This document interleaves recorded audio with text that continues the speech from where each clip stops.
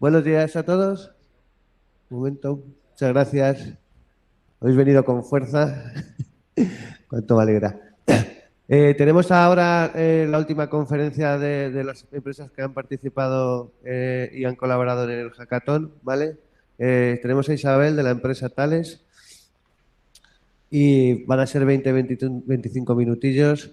Luego ya tenéis hasta la entrega de los trabajos para trabajar a vuestros ritmos y nos molestamos más. ¿Vale? Pues todos tuyos, Isabel. Te presentas tú misma. Muy bien. Hola, buenos días a todos. Bueno, estoy sorprendida de que seáis tan madrugadores. Eso es que habéis dormido poco pensando en las ideas o... Bueno, pues bueno, yo me llamo Isabel Ferrando, trabajo como Innovation Manager en Thales. Thales es una ingeniería de origen francés. Nos dedicamos a varias unidades de negocio, entre ellas el transporte ferroviario. Y os voy a contar un poco la parte que me toca en cuanto a lo que toca hoy el reto y también que hacemos un poco en innovación y cosas que he visto de algoritmos que a lo mejor os interesan, un poco para contaminaros de temas. Bien, el reto de los sistemas de información a pasajero últimamente se está volviendo en hacer lo no convencional como algo convencional. Es decir, todos tenemos un nivel de exigencia muy grande en cuanto a lo que tenemos en el móvil, lo que tenemos en casa, las tecnologías que están ya accesibles y subimos a un tren y es lo que queremos tener. Lo que ocurre es que para nosotros es una verdadera pesadilla, porque nuestro legado y nuestros sistemas de seguridad muchas veces no son tan abiertos como para coger una idea que acaba de nacer en el mercado. Y por eso está esto pasando. Es decir, al final necesitamos un hackathon con vosotros y que desde fuera nos cuestionéis, os preguntéis qué podemos hacer y que al final tengamos unas ideas para llevar a cabo. Y bueno, voy a contar el último reto que nosotros hemos tenido en cuanto a la información de pasajero. Esto es la red de metro de Doha, que está en Qatar. Nosotros en 2017, bueno, Qatar es un país muy rico y no tenía red de metro y bueno, pues lanzó una licitación para que se construyera la red entera. Un proyecto que nosotros llamamos como Greenfield, que es decir, cuando llegamos no hay nada.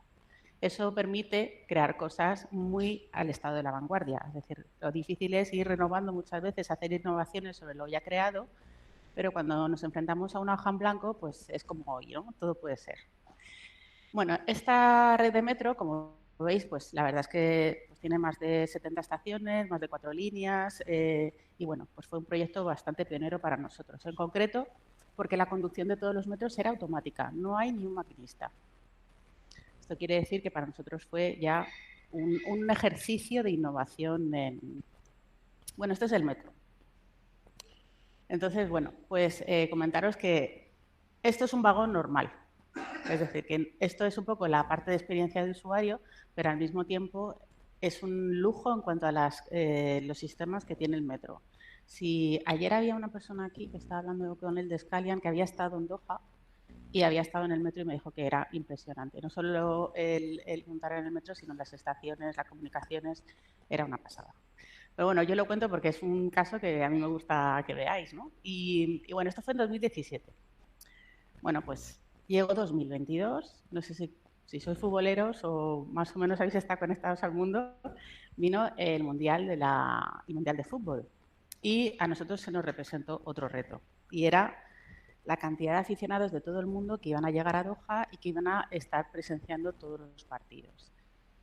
Entonces, el gobierno de Doha nos volvió a llamar y nos dijo, nos gusta mucho vuestra red de metro, pero os tenemos un reto tecnológico que proponeros. Relacionado con la información del pasajero, pero también relacionado con el entretenimiento del pasajero. Un poco que vayáis viendo que al final, cuando hablamos de información para nosotros a nivel social, estamos hablando cada vez más de conectividad, de disposición y de todo lo que significa la experiencia del pasajero. Y el reto era que si una persona estaba viajando en un metro de Doha, en un vagón, nunca se perdiera un gol. Esto quiere decir, ya sabéis lo que significa meter un gol. Puede ser un segundo, puede ser un segundo y medio, y el reto estaba ahí. Es decir, nosotros cuando llegamos dijimos, bueno, pues tenemos que hacer una propuesta de adecuación de los sistemas de conectividad para que sea totalmente transparente al usuario y que efectivamente tenga una latencia que permita no perderse un gol.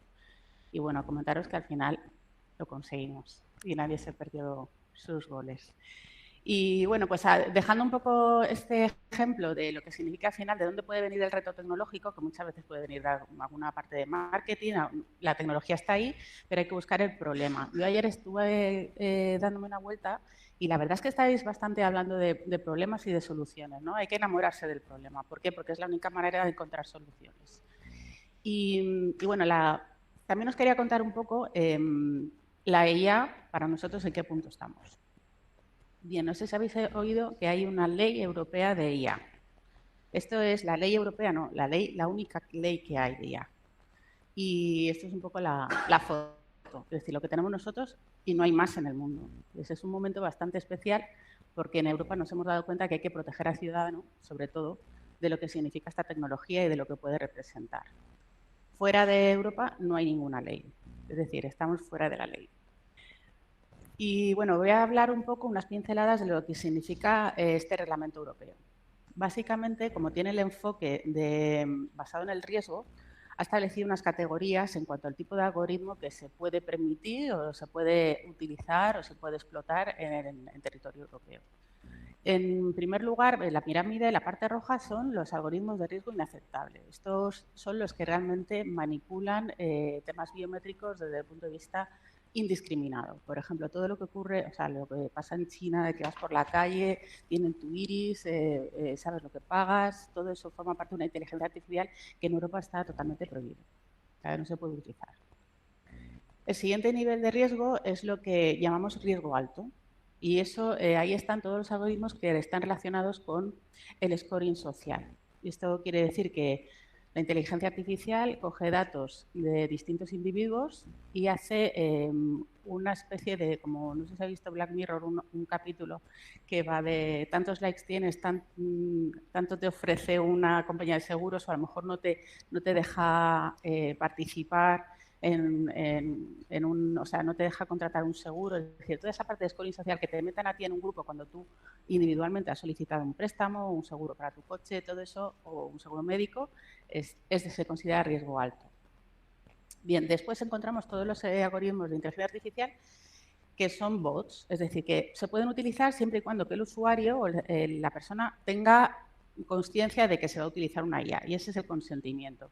Cuando vosotros vais a acceder bueno, ahora en casi todas las webs, con todo lo que se utiliza las cookies, hay un bombardeo de acepto cookies, pues esos son ya los algoritmos que van a utilizar inteligencia artificial. Desde el momento que nosotros sepamos que se va a utilizar nuestros datos y consentimos, pues entonces es un riesgo medio, pero bueno, está hecho ahí. Y luego están todos los algoritmos que ya son de riesgo bajo. Por ejemplo, ¿qué puede ser de riesgo bajo? El que nosotros estamos jugando un videojuego y al final el siguiente escenario de juego es un escenario en un bosque de Canadá o es el desierto del Sahara. Es decir, eso al final es una parte de entretenimiento que a mí no importa o no compromete los derechos fundamentales del individuo. Y esto es un poco lo que dice la ley. Aparte de eso, hay un número que es 10 elevado a 25. Este número es un umbral. Quiere decir que si tu algoritmo de uso general y paralelamente a la categoría que os he contado basado en el riesgo, si hay más de 10 elevado a 25 datos o usuarios, vuestro algoritmo tiene que ser calificado como de alto riesgo. ¿Por qué? Por la monopolización del dato que pueda ocurrir. No sé si habéis oído que ha habido una multa a Apple de Spotify. Sí, Salvaje está muy atento. Bueno, a ver, lo que también se quiere proteger en Europa es que el dueño del dato o el que tiene esta herramienta monopolice el mercado. Si tenéis un iPhone, en la plataforma de iOS, nativamente te sugiere utilizar iTunes. ¿Qué ha pasado? Pues que Spotify, que es una empresa europea, sueca, dijo a la Unión Europea, bueno, mis usuarios están encontrando una barrera a la hora de utilizar mi aplicación de streaming de música porque el iOS directamente te lleva a iTunes. Y entonces Europa lo estudió y le ha puesto una multa a Apple en defensa de la competencia de 1.800 millones de euros. Entonces, bueno, os lo cuento para que veáis que esto está al día a cabo de todos y al final pues es importante el controlar este número del volumen de datos que trabaja. Bien, bueno, El IA, bueno, la ley de IA lo que ha hecho es un poco establecer unas condiciones de juego, lo que llamamos un playbook.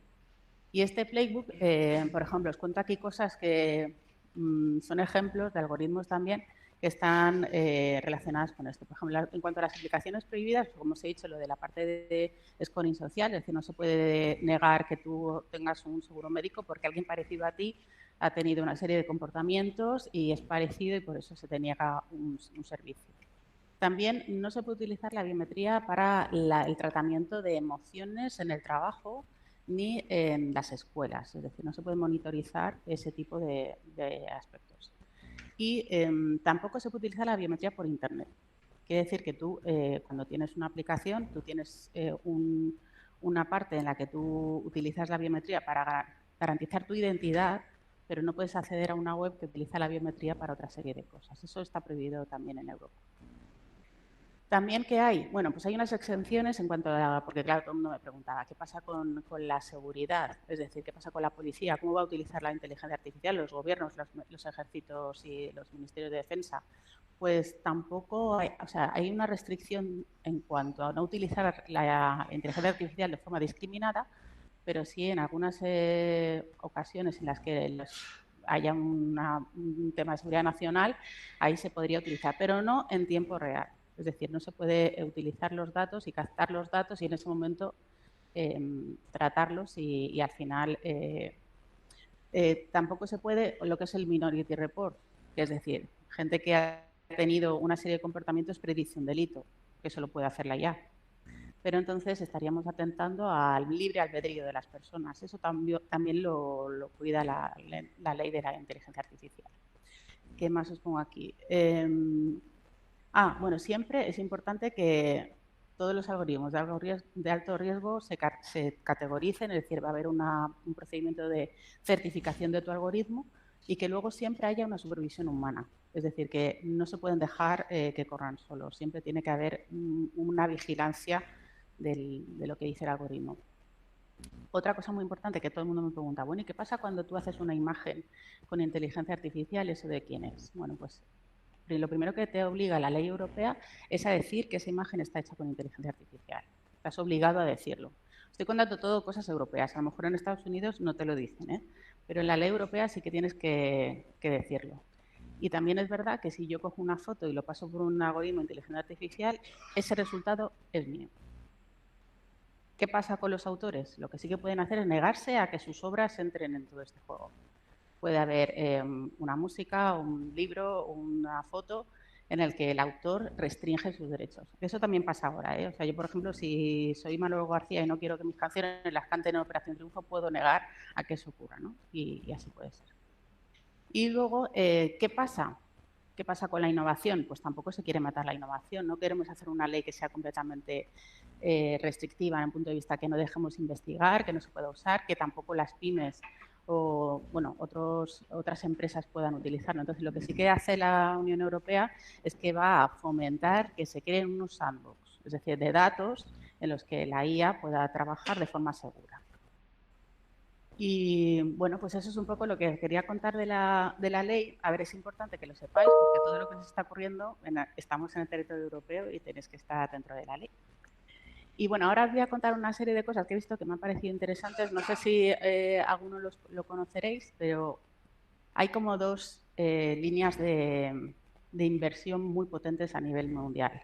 Están las tecnológicas que están invirtiendo en todas las IA generativas relacionadas con ChatGPT, que son las del lenguaje natural, pero luego hay otra serie de inversores muy potentes que se están dedicando a todo lo que no hace la IA en cuanto al lenguaje, pero son aplicaciones que están basadas en inteligencia artificial. Entonces, esto también se divide en lo que hace Elon Musk y lo que hace el resto. Entonces, os iba a contar este caso de lo que son los BICs, que son las interacciones cerebro-computador. Bueno, pues Elon Musk ha decidido no entrar en la guerra de los ChatGPTs ni los chatbots y ha decidido apoyar es una startup que se llama Neuralink, que lo que hace es, ha creado un dispositivo que se implanta en el cerebro y capta, como si fuera un encefalograma, capta todos los pulsos y eléctricos que tiene el cerebro y eso lo relaciona con movimientos de tu cuerpo.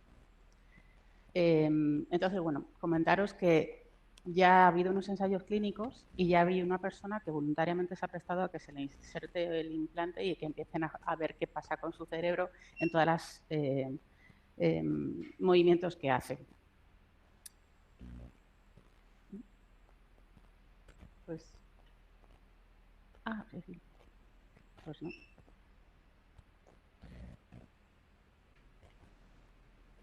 A ver. A ver.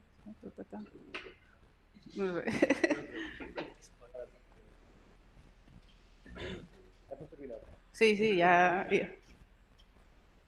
Vale, pues ahí. Estaba. Ahí. Bueno, esto es un vídeo, no lo quería poner hoy porque no quería jugarme el efecto demo y que no funcionara. Pero yo os recomiendo que veáis este vídeo. Está en YouTube, es de un mono que le han insertado este chip y lo primero que le han puesto es a jugar a un videojuego. Es el videojuego este que es como un pinball, que se llama Pong. La bola es como cuando te hacen el psicotécnico de carnet de conducir. Bueno, a ver, lo más que me pareció curioso al principio fue ver que el mono hace esto. Es un poco curioso. Bueno, pues con esto el vídeo se ve que el mono está jugando, se conecta, bueno, tiene como una especie de joystick y hay una persona que tiene una aplicación en la que ve que cada movimiento que hace el mono en cuanto a brazos, movimientos, seguimiento de la retina, hay una serie de registros que de forma inalámbrica en una app tienes registrado. Entonces esto es lo que ha dicho Elon Musk que quiere hacer con las personas, la parte ética, es que puede ayudar a personas que realmente tienen un problema de médula espinal o que tienen ELA, es decir, al final es una interfaz cerebro-máquina. Se supone que podrías tener un nivel de movimiento que no tienen ahora. Pero bueno, es muy interesante para que me gustaba compartirlo con vosotros. Y ahora vamos a hablar de todos los que están invirtiendo, que son Google, Microsoft, Amazon y muchos startuperos y otros fondos de inversión están invirtiendo en todo lo que es el chatbots. Entonces, esto es un ranking de... A ver, esto seguramente que en un mes cambie. Pero bueno, la foto siempre está súper movida con todo esto. A ver, aquí, pues el original y el padre de todo es ChatGPT. Es decir, OpenAI hizo una tecnología, el hijo prioritario es ChatGPT. Con eso, ¿qué hacemos? Pues una interacción lenguaje-lenguaje. ¿Qué quiere decir?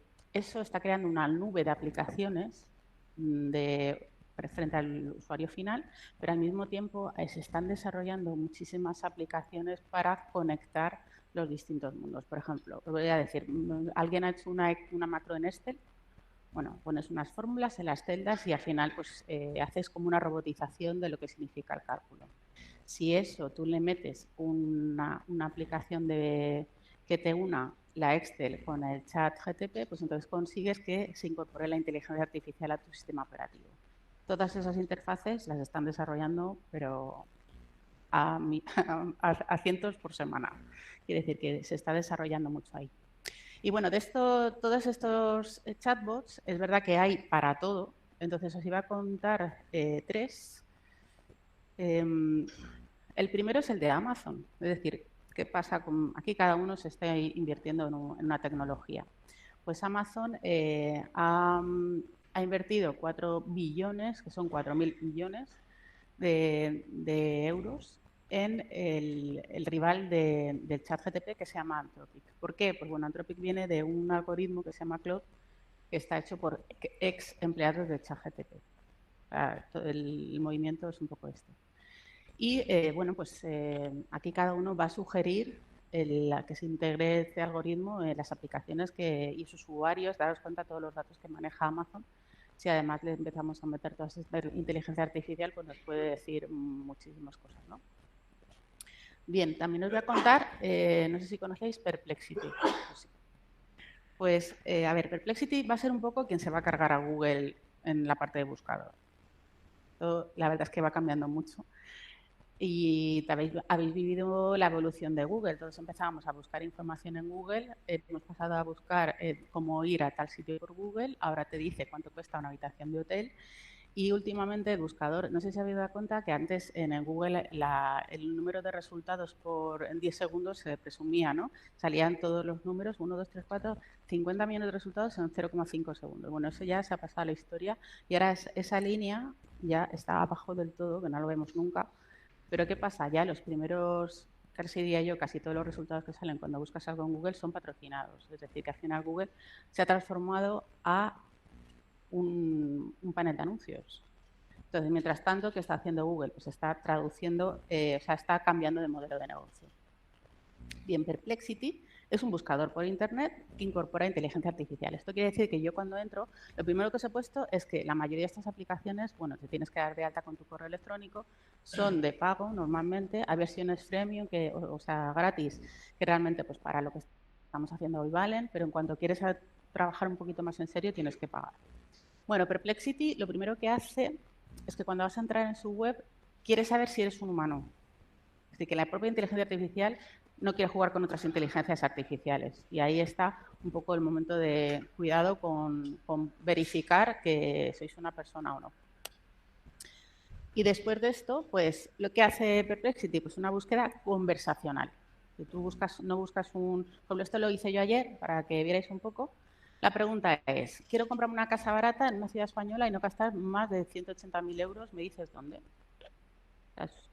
Incorpora ese tipo de preguntas. Podría haber buscado en Google tradicionalmente casa, 180.000 euros. Entonces te salen pues todos los listados patrocinados, entonces eso ya no es útil para el usuario. Entonces, ¿qué respuesta recibes? Pues algo así. Primero te indica las fuentes en las que ha estado buceando con su inteligencia artificial. Y de aquí te dice, pues mira, he buscado en Idealista, me han dicho todo esto, o sea, también hay Fotocasa, es un blog de temas inmobiliarios. Y entonces repasa todas estas fuentes y luego te dice una respuesta redactada y te dice, pues para comprar una casa barata en una ciudad española tienes estas posibilidades en cuanto a ubicación, pero luego te dice, bueno, pues más o menos cuánto es, y creo que aquí ya no puse más. Pero bueno, hay incluso ya abajo te pone dónde hay preguntas relacionadas. Pues gente que ha buscado, por ejemplo, quiero un piso compartido. Sí, la conversación forma parte del resultado. Y ya un poco para terminar, os voy a contar Pi. No sé si alguno habéis usado Pi. Sí, algunos sí. Vale, bueno, pues Pi empezó siendo una inteligencia artificial que soportaba WhatsApp, pues porque todos usamos WhatsApp, ¿no? ¿Qué hace WhatsApp con todas estas conversaciones? Pues aprender todo el rato. Y Pi es un asistente personal. La idea es que, bueno, tú tienes la forma de acceder, puedes hacer por web a través de PiTalk, y tú le preguntas y es un asistente tipo GER, es decir, al final es como de acompañamiento de psicología o de temas más filosóficos. Tú le puedes decir, hola, me llamo Isabel y me ha dejado mi novio. Y entonces te contesta y dice, pues qué pena, pero a lo mejor es positivo para ti. Es decir, sí, es un poco bueno, yo os invito a que si tenéis un rato, que os metáis. Funciona por vía web o funciona con un número de WhatsApp que tú le introduces en tu lista de contactos y directamente se te abre un chat dentro de tus chats de Pi y podéis preguntarle todo lo que queráis. Bien, y luego ya para terminar os iba a decir que hoy estamos en un día así. Es decir, todo es bonito, todo es un mar en calma, al final estamos proponiendo un montón de ideas y bueno, se trata de eso, de que tengamos momentos así, pero la verdad es que es esto, ¿eh? Entonces, esto es un faro de Santander. Si hay alguno que lo conoce, es una maravilla. Y la tempestad normalmente es esta, ¿no? Y bueno, también pasa con la transformación digital. Para nosotros como sector ferroviario estamos en esta fase, ¿eh? La verdad es que estamos intentando adquirir tecnología, implementarla en nuestros procesos, saber lo que es la idea generativa, escuchar vuestras ideas, pero para nosotros todavía estamos un poco en el estado de implementar machine learning y otras inteligencias artificiales mucho menos desarrolladas que la IA. Y ya está, eso es lo que quería contaros hoy. Son mis datos y para lo que queráis, bueno, hablamos hoy y nada, muchas gracias a todos. Muchas gracias, Isabel. No sé si hay alguna pregunta. ¿Alguien tiene alguna duda? Aquí hay alguien.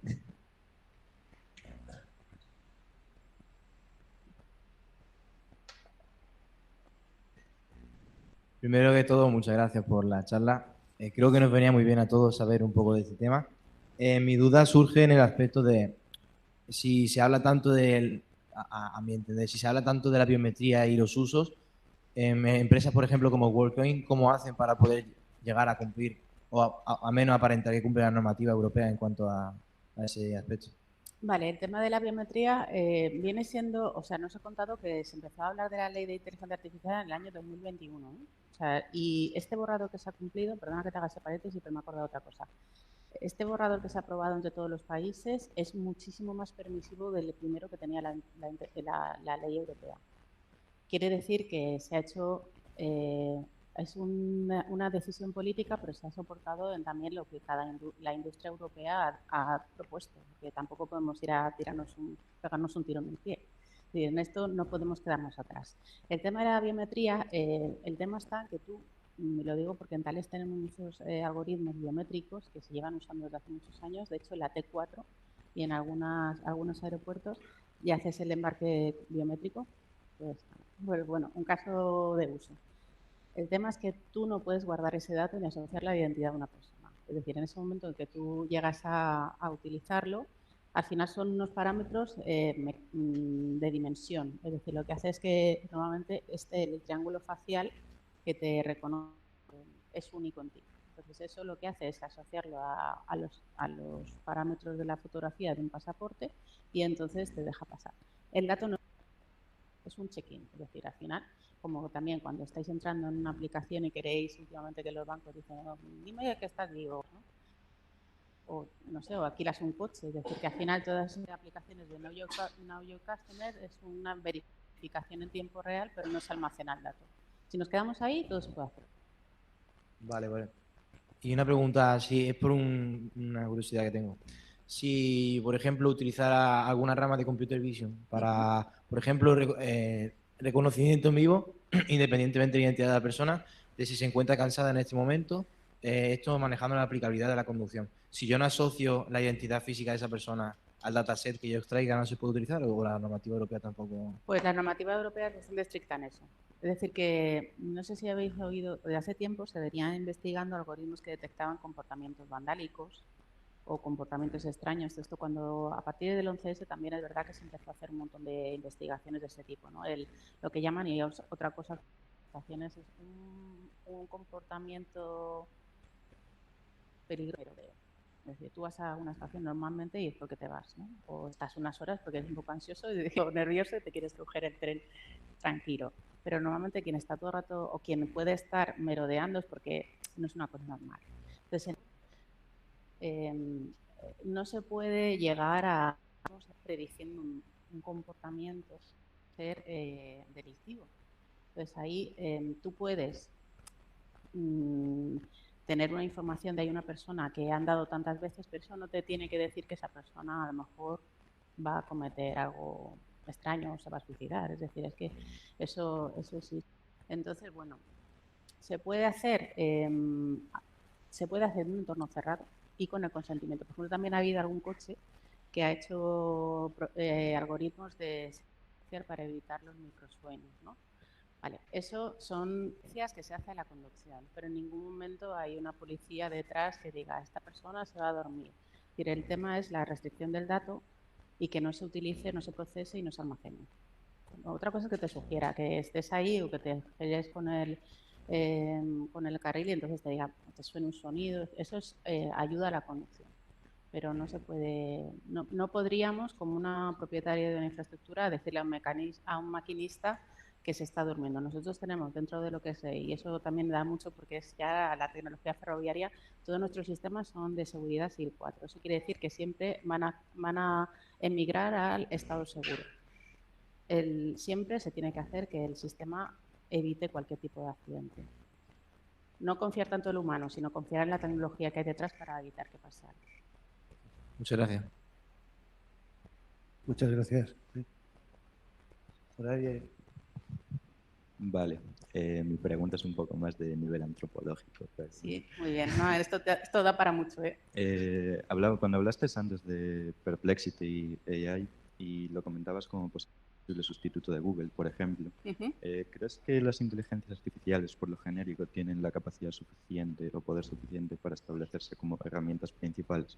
Porque al fin y al cabo, es como que el ser humano es un animal de costumbres, ¿no? Y, por ejemplo, con el caso que comentabas antes de iTunes, pasa que una persona cuando tiene un producto de Apple, por ejemplo, su buscador predeterminado es Safari, pero es súper típico que la propia persona entre en ajustes y se tome la molestia de poner Google Chrome o Google normal como predeterminado, ¿no? Entonces, si aún haces el mismo esfuerzo para ponerte en Google, esa suficiente capacidad para que tú mismo quieras buscar un cambio para irte de eso, para una inteligencia artificial, esa pequeña solución Esa es una extra. perspectiva más humana. Es verdad que, como has dicho, también fue caso de disputa entre Firefox y Safari. Bueno, y todos los, bueno, el Mac al final es difícil cambiar el navegador. Al principio era muy difícil. Igual que en Microsoft era difícil salir del hecho de Microsoft Explorer. Ahora ya todo es más fácil. A ver, esto lo que genera la inteligencia artificial es que no tengamos una hoja en blanco. Es decir, nos permite no sabemos por dónde empezar, pero es verdad que para todo esto no tenemos que dejar de pensar de forma creativa. Es decir, yo creo que hay muchísimas posibilidades que pueden ayudarnos. En el caso de qué vamos a hacer las personas, que salirnos de lo que dice la inteligencia artificial por defecto, pues para eso está un poco el consentimiento, ¿no? El que sepas que no dejes de leer, que si haces eso, pues vas a entrar en un bucle un poco dentro de una inteligencia y no vas a ser tú, ¿no?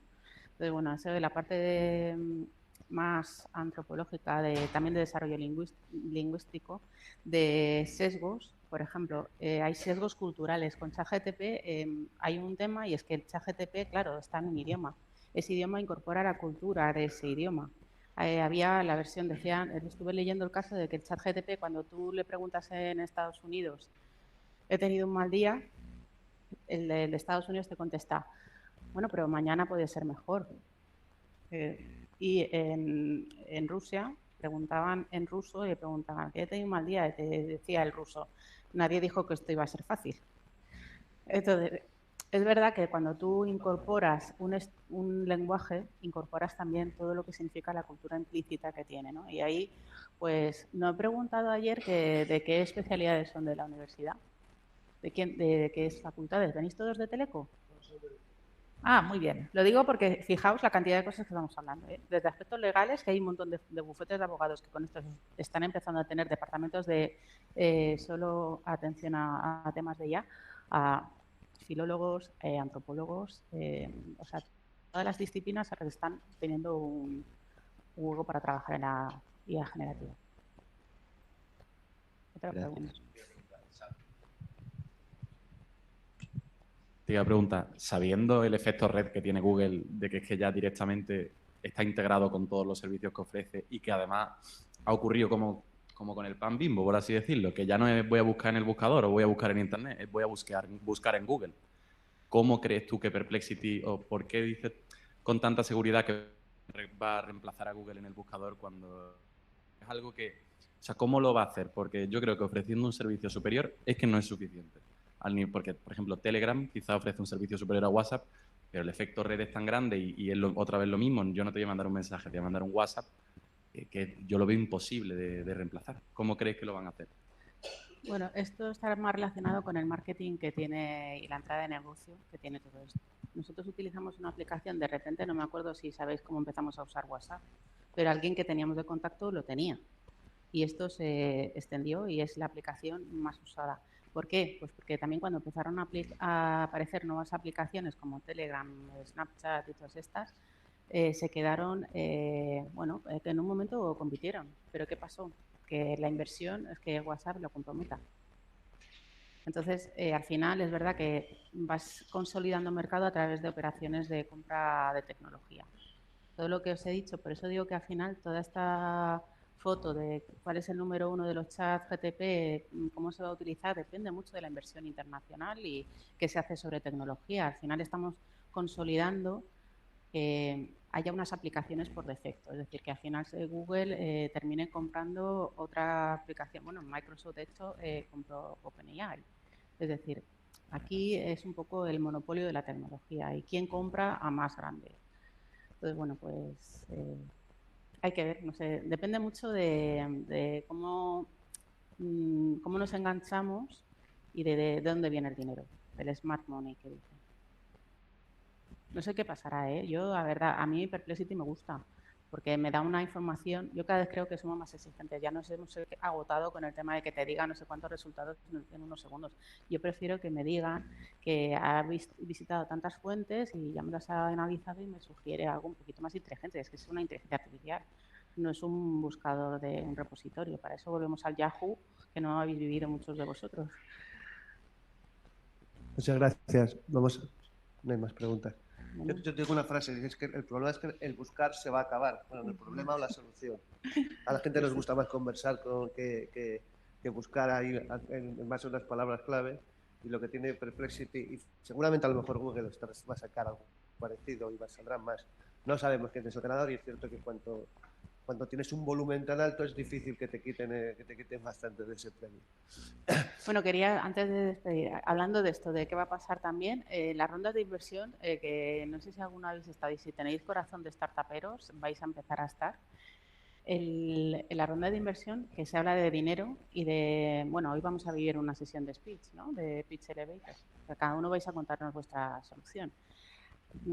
Hay preguntas de todo tipo. Por ejemplo, cuando hablábamos de diferentes chats, había una pregunta que dijeron a Gemini, que es el de Google, hicieron la pregunta de ¿cuánto pesa más, un kilo de pluma o un kilo de plomo?